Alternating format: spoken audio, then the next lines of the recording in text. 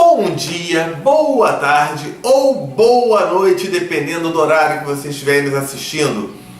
Meu nome é Sérgio W. Soares, estamos dando início a mais um Auxílio ao Evangelho no Lar. Este é o de número 129, onde vamos estudar Evangelho segundo o Espiritismo. Conhece? Não conhece? Esse aqui, ó. Aqui, ó. Tá longe de ver? Vou dar um zoom. Ó, esse aqui, tá? Evangelho segundo o Espiritismo, capítulo 16. É aquele que fala, não se pode servir a Deus e a Mamon. O que é Mamon? É as riquezas, ao materialismo. Deus representa a parte espiritual, Mamon representa a parte material, tá? E vamos estudar o item 5, que conta sobre a parábola do mal rico. Bom, nossa página na internet, você está vendo aí, www.evangelhonolar2012.blogspot.com. Você entrando nessa página, hoje é o programa 129, você vai encontrar desde o número 1. Ou melhor, vai encontrar desde o número 0, porque o 0 é a gente ensinando o passo a passo para se fazer o Evangelho no Lar. Como fazer o Evangelho no Lar, todo passo a passo, todo o caminho das pedras, tá? Os primeiros programas, a gente tirou mais de 200 dúvidas. Ah, Sérgio, mas eu ainda tenho dúvida. Tudo bem, manda um e-mail pra gente. Você está vendo aí também, ó, amorperdãoefé@gmail.com, que a gente manda, a gente responde, a gente vai tirando as dúvidas. Muitas vezes a gente tira a dúvida até no próprio programa, no começo do programa aqui, tá? Para quem gosta de Facebook, você também está vendo aí, ó, facebook.com/Evangelho no Lar. É muito importante que cada um tenha o discernimento, a noção de que não só quando você curte, mas principalmente quando você compartilha, viu o vídeo, opa, o vídeo do Evangelho no Lar, vou compartilhar. Você está dando oportunidade aos seus amigos de terem contato com o Evangelho, a oportunidade de aprendizado, a oportunidade de melhora, de crescimento moral e de evolução espiritual. Então, é muito importante ter essa noção, né? Então, procura compartilhar sempre, mostra aos amigos, comenta, né? Vale muito a pena isso aí. Tá legal? Você vai estar sendo uma fonte de luz para os seus amigos e seus conhecidos. Tá joia? Bom, a gente aqui vai fazer a fluidificação da água daqui a pouco, né? E a gente orienta também aquele que está chegando agora, né? De fazer o quê? Nosso estudo ele tem sempre cerca de 30 minutos. Os primeiros 5 minutos eu fico falando aqui, né? Fazendo essa introdução, depois a gente faz o estudo propriamente dito. Tá? E quem está chegando agora, poxa, eu posso começar já no programa 129? Pode. Eu posso fazer de forma aleatória? Pode. Mas o ideal é que faça no número 1, depois o 2, depois o 3, porque o Evangelho, ele foi organizado de uma maneira pedagógica, onde é importante você saber o capítulo 1 antes do 2, e o 2 antes do 3, e o 3 antes do 4. Embora não seja essencial, embora não seja algo assim do tipo, não, mas se eu não tiver visto o capítulo anterior, não posso ver agora. Pode, tudo bem. Mas quando você faz na sequência, fica muito mais lógico, fica muito mais claro, fica muito mais fácil de entender. Sobre o site, esqueci de falar, né? Você entrando no site, você vai encontrar o texto do Evangelho, vai encontrar o texto da página de preparo, que hoje é do livro Pão Nosso, vai encontrar o significado das palavras mais difíceis, em parênteses. A gente entende que a literatura espírita, né, tem algumas palavrinhas complicadas, então a gente dá faz esse papel facilitador aí para vocês. Sendo assim, gente, não tem mais desculpa para não fazer o Evangelho, né? Tem todo o Evangelho, tem todo o texto, tem tudo. Então, dá um capricho lá. Tá legal? Vamos então começar com a prece inicial.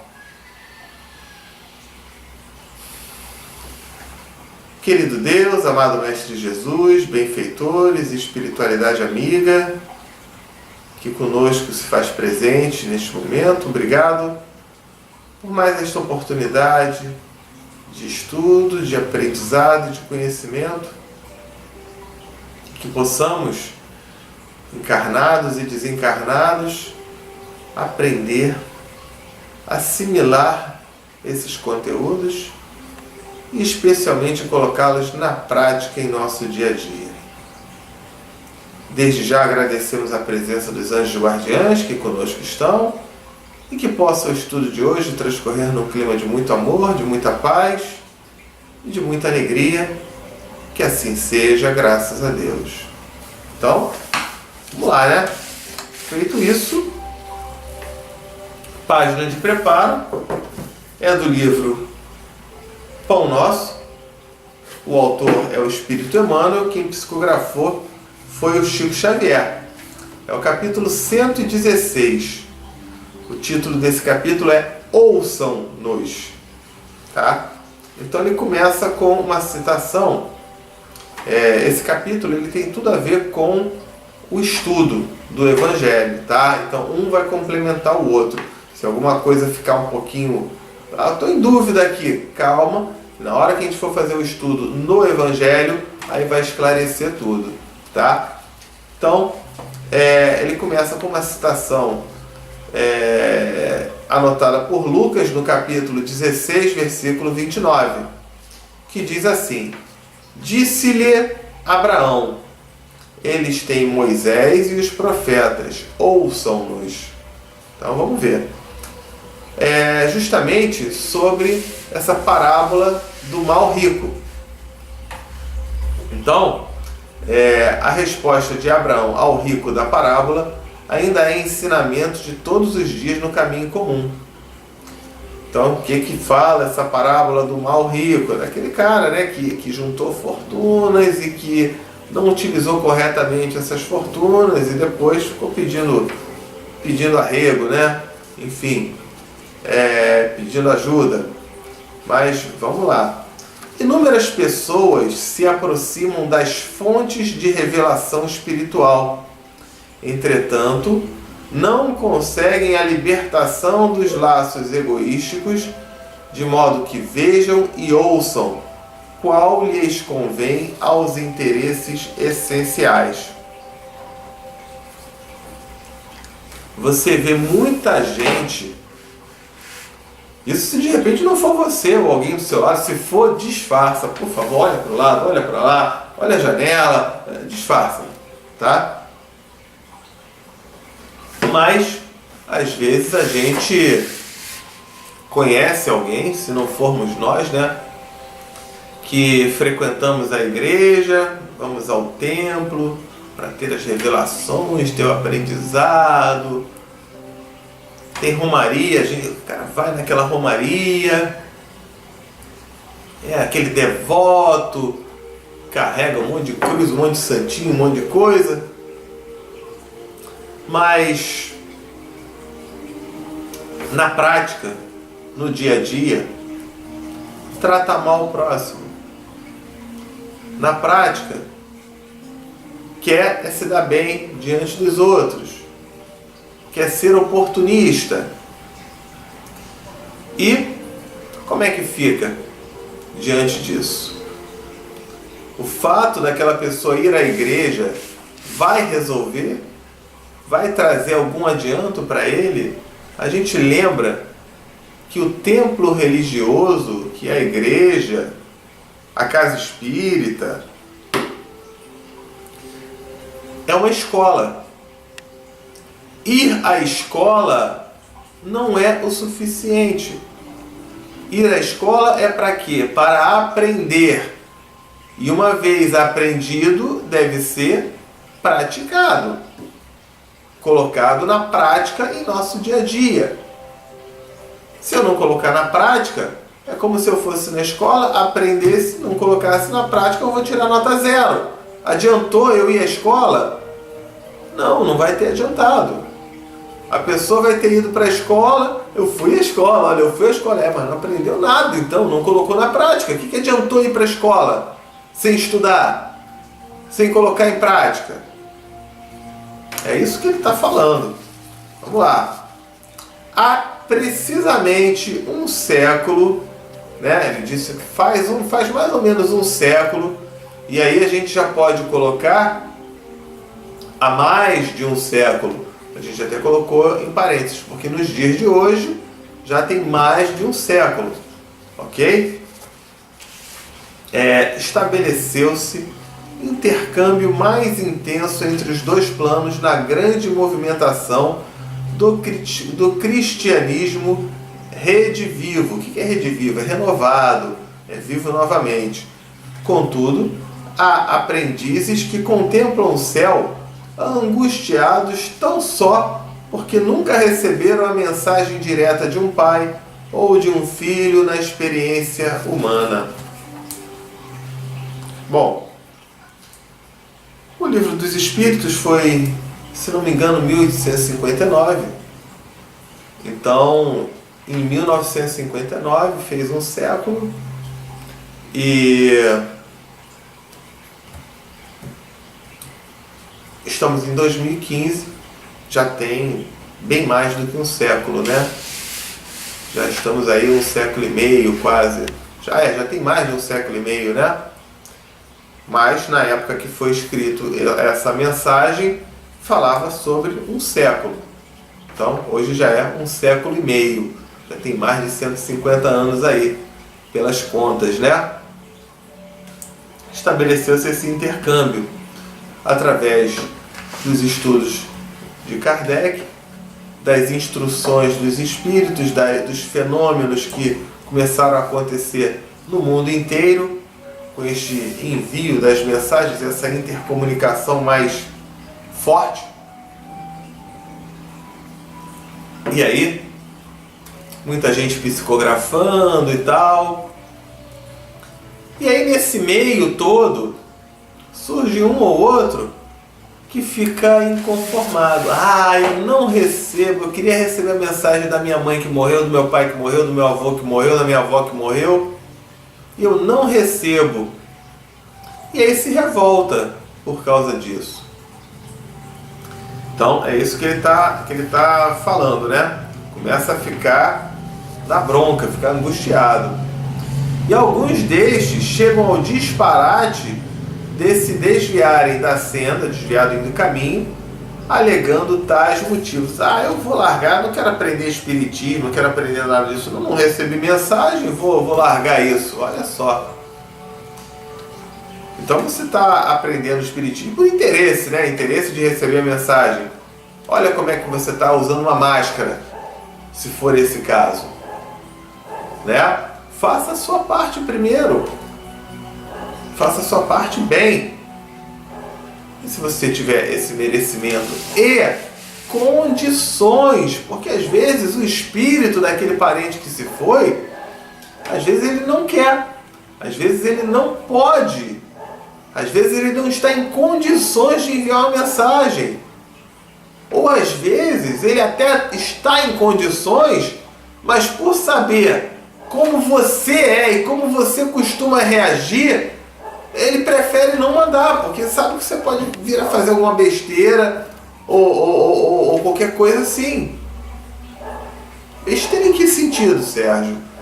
Besteira de, eu não acredito, ou eu acredito, ou eu quero que você me diga.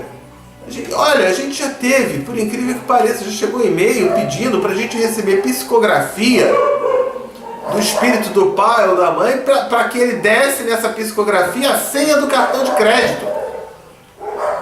Olha, aí reclama que não recebeu a mensagem. Como é que pode? Então a gente tem que ter esse cuidado, né? Para esses, o fenômeno e a revelação no espiritismo evangélico são simples conjunto de inverdades, porque nada obtiveram de parentes mortos em consecutivos anos de observação. Eu não recebi nada, então agora eu não acredito nisso não. Então você fez o tempo todo pelo interesse, porque a mensagem, a ideia que o Espiritismo procura passar é a da sua melhora em suas atitudes. É muito mais o aspecto filosófico do que o religioso ou o científico. Porque quando você modifica a sua filosofia de vida, a sua forma de agir diante do seu próximo, você automaticamente está construindo um futuro melhor para você. Tanto aqui na Terra como encarnado, como depois de desencarnar também. Então a proposta maior do Espiritismo é a filosofia de vida. Mas aí a filosofia é o quê? De incorporar, de receber? Não. É de praticar o bem. É de transmitir o amor, a caridade, o auxílio, a fé, a alegria, a paz, o amparo. Tudo isso. Faz isso que você já está muito bem. Ok? Aí ele fala, isso porém não passa de contrassenso, né? A pessoa que fala assim, não recebi mensagem do meu pai e da minha mãe, então o Espiritismo não presta. Então ele fala, isso não passa de contrassenso, aquilo vai contra a lógica, né? Contra o bom senso. Quem poderá garantir a perpetuidade, a eternidade dos elos frágeis das ligações terrestres? Eu vou aqui na Terra, eu vou ficar aqui na Terra, aqui é que é bom, aqui é que presta, tá bom. Uma vida aqui na Terra dura o quê? 100 anos? Não chega nem a isso, né? Em geral, não chega nem a isso. E diante de uma eternidade, o que são 100 anos? Né? O impulso animal tem limites. Às vezes a gente quer fazer, quer agir, quer com ímpeto, mas a idade vai passando, a gente já fica mais limitado. Ninguém justifique a própria cegueira com a insatisfação do capricho pessoal. Esse é um ponto importantíssimo. Aquele cara, ele para de estudar esses princípios morais que o Espiritismo passa, transmite, e outras igrejas também, outras religiões também, esse aspecto moral. Aí ele para, eu não vou ajudar ninguém, eu não vou fazer caridade nenhuma, eu não vou auxiliar ninguém. E aí, na hora que ele for prestar as contas, como foi na parábola do mal rico, que a gente vai estudar daqui a pouco, ele fala, sabe por que eu fiz errado? Sabe por que eu não ajudei ninguém? Sabe por que eu não prestei caridade? Eu não recebi mensagem nenhuma, também não me mandou mensagem nenhuma, azar, eu aprontei mesmo. Olha que coisa mais ignorante. Só falando assim, ignorante de ignorar o certo. Então, porque ele não teve esse capricho de receber mensagem, se tornou uma pessoa ruim. E ainda bota a culpa, né? Ao invés de assumir os seus erros, ainda bota a culpa no espiritismo, no avô ou no pai que não mandou mensagem para ele. Está mais do que explicado que esse cara não tinha a menor condição de receber mensagem nenhuma. Ele queria era uma barganha, era uma troca, era um interesse. Você me manda uma mensagem aí que de repente eu penso em fazer uma caridade. Isso vai ter algum valor? Você fazer a caridade dessa maneira? Não vai. Então, muita gente, né, age dessa forma, né? Começa a fazer errado e ainda bota a culpa. Errar é humano, botar a culpa nos outros é mais humano ainda, né? O mundo está repleto de mensagens e emissários há milênios. O grande problema, no entanto, não está em requisitar a verdade para atender ao círculo exclusivista de cada criatura, mas na deliberação, na decisão, na determinação de cada homem quanto a caminhar com o próprio valor na direção das realidades eternas. As realidades eternas são essas, né? O caminho do amor, da fé, da caridade, do perdão, do auxílio, tudo isso que a gente falou. Então ele deixa bem claro isso aí, ok?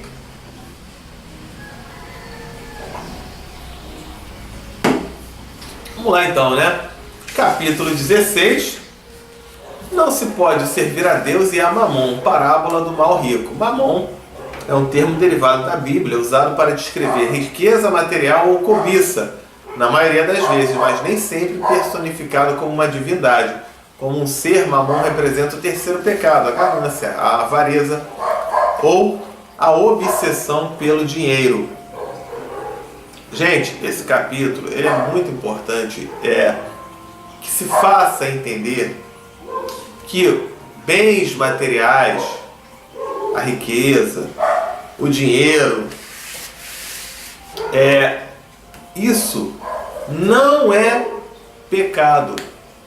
Não há nada de errado em você ganhar dinheiro, ter dinheiro ou ser uma pessoa rica, afortunada financeiramente falando. Não há nada de errado. Se houvesse, para que você teria estudado? Na escola? Para que você teria aprendido? Para que você teria feito uma faculdade? Para que você teria feito, né? Ou se você não fez, por que você pensa em trabalhar mais, em aprender mais, em fazer um curso que tem no trabalho, um curso de aprimoramento, não é para você ganhar mais? Então não há nada de errado nisso. O que há de errado é quando você quer enriquecer através de ações que levem o mal ao outro. Um prefeito de uma cidade que chega, né, e rouba aquele dinheiro que era para fazer várias casas populares. E assim vai. Quando tem as chuvas, as encostas, né, dos morros que descem ali, aí tem aquele trabalho de prevenção das encostas, ele pega aquele dinheiro e aí também faz um monte de bobagem, gasta, né? Aí daqui a pouco chega a época de chuva, derruba, morre um monte de gente. Aí tá errado. É aquele que de repente enriqueceu, tudo bem, pelo seu próprio esforço, mas aí ele usa isso como fonte de poder para pisar nos outros, para manipular os outros. Aí tá errado. Ou então ele fica com uma ganância, com um apego demais. Aí tá errado. Ganhei 1 bilhão, mas eu quero 10 bilhões. Cara, 1 bilhão já não tá bom? Já não tá legal? Não adianta ele ter 10, 20, 50, 100, daqui a pouco ele vai desencarnar e vai ter feito o que na vida? Ficou naquela obsessão, né? É esse sentido que ele fala. Então vamos à parábola do mal rico. Havia um homem rico que vestia púrpura, aquele vermelho escuro, sabe, rei, que tem aquele vermelho, aquele vinho, né? Aquela cor real, né, dos reis. Então vestia púrpura, esse homem rico, né? Esse vermelho escuro, a cor usada pelos reis. E linho, nossa, todo alinhado, né? E se tratava magnificamente todos os dias. E havia também um pobre chamado Lázaro, deitado à sua porta, todo coberto de úlceras. Então esse cara era pobre, ficava ali na porta da casa desse rico, que muito estimaria poder mitigar, né? Atenuar, reduzir, diminuir a fome com as migalhas que caíam da mesa do rico. Mas ninguém lhe dava, e os cães lhe vinham lamber as chagas. Então, aquele cara ficava ali com fome e tudo mais. Ele não estava nem querendo a comida, ele falava sobre o resto de comida, né? Aquilo que ia ser jogado no lixo. Mas nem isso do lixo era dado para ele. Na hora que ele ia virar o lixo, sai daí, passa fora aí. E esse Lázaro, né? Ele com as doenças, as feridas, eram os cachorros que lambiam aquilo ali. Ora, aconteceu que esse pobre morreu e foi levado pelos anjos para o seio de Abraão, ao lado de Deus, né? O rico também morreu e teve por sepulcro o inferno. Foi para regiões de trevas. Quando se achava nos tormentos, esse rico levantou os olhos e via de longe Abraão e Lázaro em seu seio. Então ele viu pô, tô vendo Deus ali e aquele mendigo, aquele safado, aquele mendigo maltrapilho tá do lado dele, bem à beça, e eu tô sofrendo aqui. E exclamando, disse essas palavras: Pai Abraão, meu Deus, tem piedade de mim e manda-me Lázaro, a fim de que molhe a ponta do dedo de água para me refrescar a língua, pois sofro horrível tormento nessas chamas. É lógico, ele fala num sentido figurado, então é como se ele estivesse no inferno, né? Aquele fogo, ele com sede, e Lázaro no céu, ao lado de Deus, falando: Deus, fala para o Lázaro trazer um golinho de água aqui para mim, molhar aqui a minha língua, para pelo menos matar minha sede. Mas Abraão, no caso aqui Deus, né, lhe respondeu: meu filho, lembra-te de que recebeste em vida teus bens e de que Lázaro só teve males. Por isso, ele agora está na consolação e você nos tormentos. Aos demais, existe para sempre um grande abismo entre nós e vós, de sorte que os que queiram passar daqui para aí não podem, como também ninguém pode passar do lugar que estás para aqui. Disse o rico: eu então te suplico, pai Abraão, meu Deus, né, que o mandes à casa de meu pai, onde tenho 5 irmãos, a dar-lhes testemunho dessas coisas, a fim de que não venham também eles para este lugar de tormento.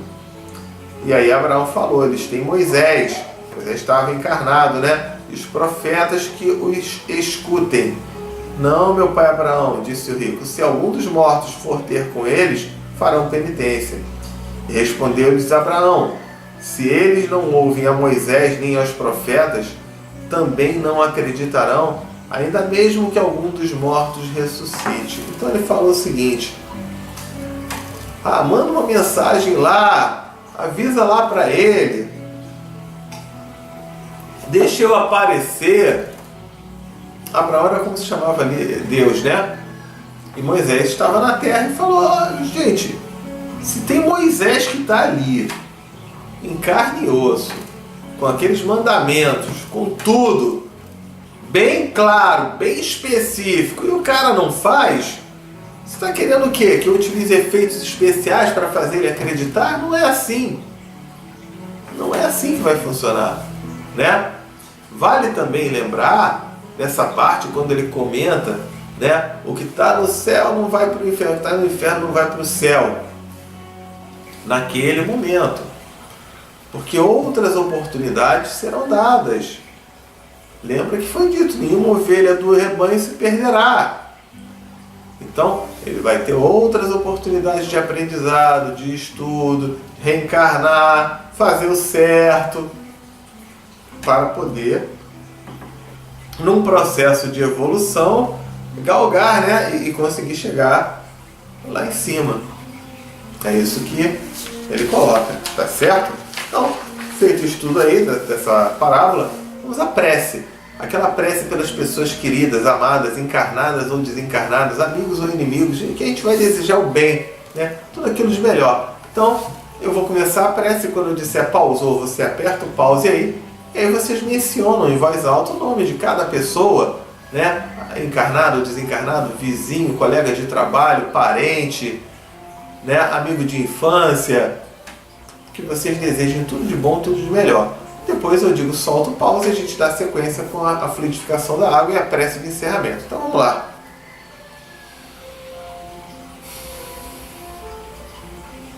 Querido Deus, amado Mestre Jesus, benfeitores e espiritualidade amiga, viemos neste instante rogar-lhes para que possa cada irmãozinho encarnado ou desencarnado que tiver o seu nome mencionado, que possa receber toda ajuda, todo auxílio, todo amparo, toda luz, todo socorro que lhes forem possíveis. Desde já agradecemos. Pausou.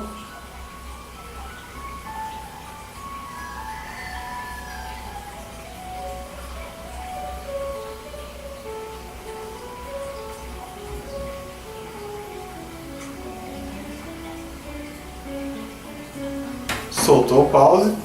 Fluidificação da água. Então, você está vendo aí na sua tela, Minutos de Espiritismo, tá? O programa número 23, Água Fluidificada, o que é e como funciona. Então tem um estudo completo com as fotos das moléculas de água, né? Um trabalho de um cientista japonês, como elas ficam depois de fluidificadas, depois de receber essas energias, ok? Então, vamos fazer essa fluidificação. Já pegou sua água aí? Então, vamos lá. Coloque as mãos aqui em cima.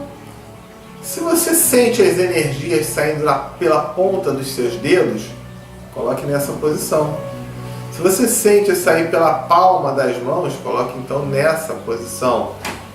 Sérgio, eu não sinto nada. Coloca do jeito que você preferir então. Não tem problema nenhum. Tá certo? Então, vamos lá. Querido Deus, amado Mestre Jesus e benfeitores, viemos neste instante rogar-lhes para que possa esta água neste momento receber os melhores fluidos, as melhores energias, as melhores vibrações, de forma que, ao contato dela com nossos organismos, possa vir a nos proporcionar tudo aquilo de bom, tudo aquilo de importante e necessário a cada um de nós. Muito obrigado, que assim seja, graças a Deus. Às vezes você termina de fluidificar e quem tem mais sensibilidade ainda sente essas energias saindo, então continua até que pare de sentir, ok? Já coloquei aqui.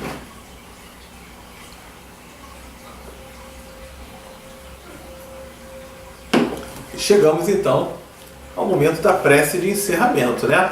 Então, vamos lá.